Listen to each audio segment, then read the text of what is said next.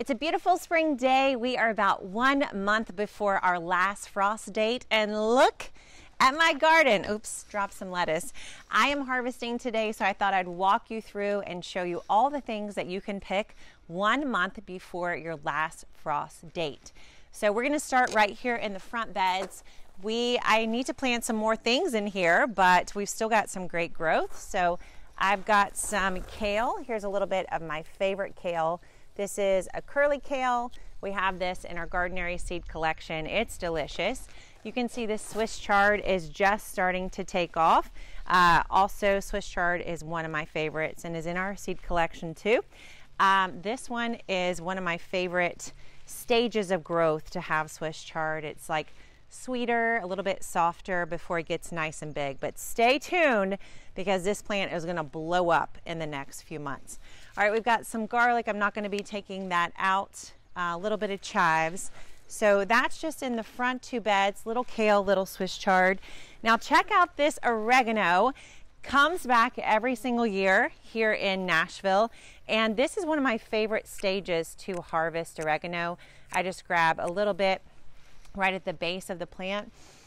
Oh my goodness, you have to make some stuff with oregano when it's at this stage. It's so soft and fresh. The flavor to me is much stronger at the start of the season than it is at any other time of the year. So grabbing oregano every single day to dry, to make sauces, it's just so delicious and fresh right now. Then we've got some chives. The chives are just about to create some chive flowers. I've been cutting chives every single day. Just kind of cut it like a ponytail. You smell right here at the base. It's just like the smell of spring. You know what I mean? So I put this in sauces, in my salads, my omelets, all the good stuff. The thyme has just started to come back. It's time for thyme, guys.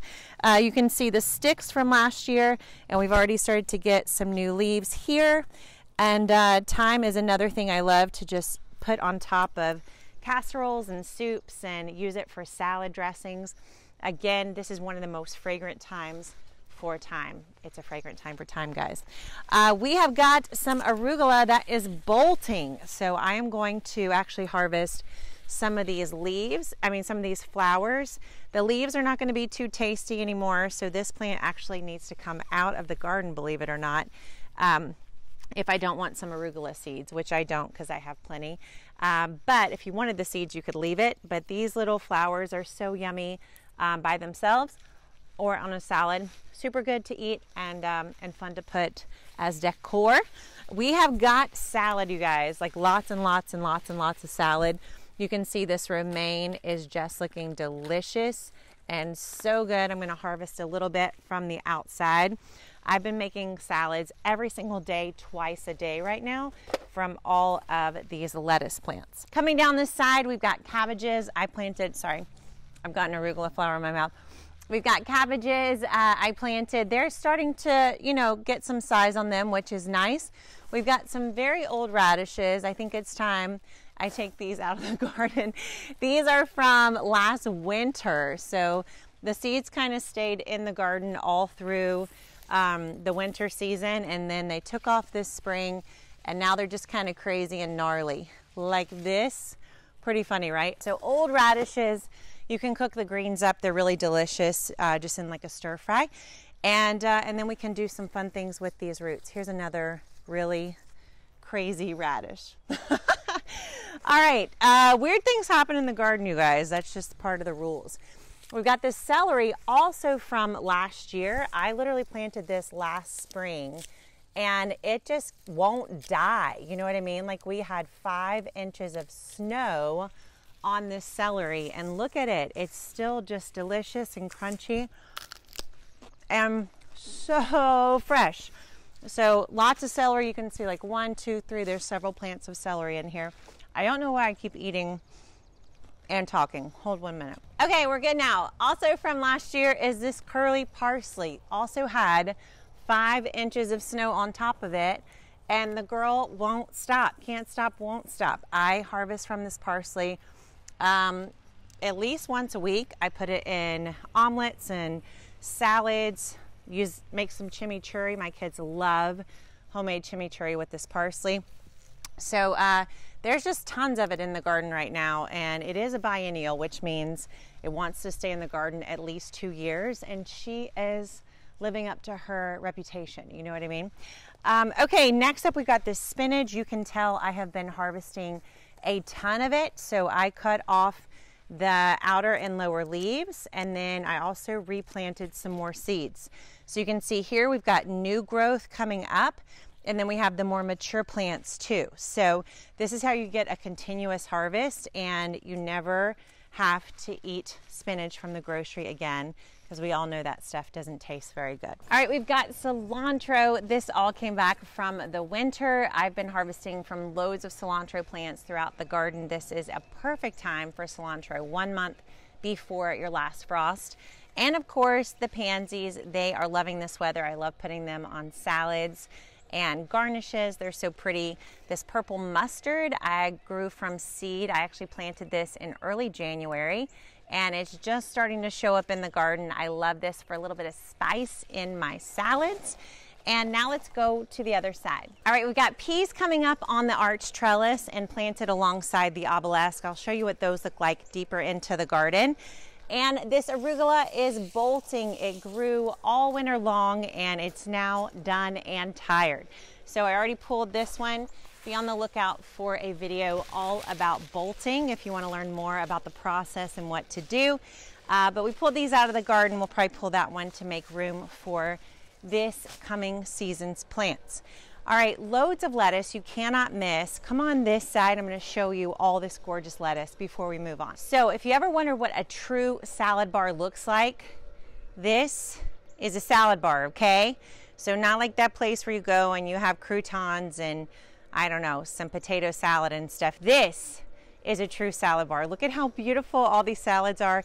I have to say they're almost too beautiful. I don't want to harvest them because they look so awesome. All right, enough about salad. Let me show you what's growing in the center of the garden. So I'm keeping this bed simple. It's just got carrots. It does have a few strawberries that I planted bare root last spring. We'll see what happens there. I'm just gonna run the experiment and let it happen.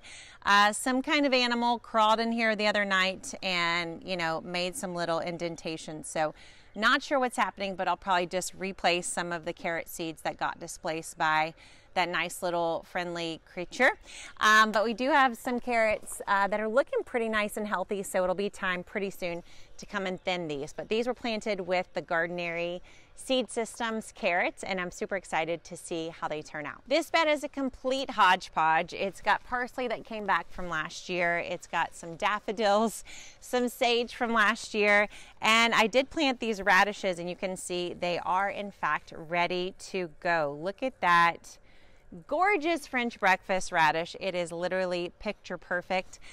So I planted these back when it was really cold with the Gardenary seeds, and look how awesome. They're so beautiful.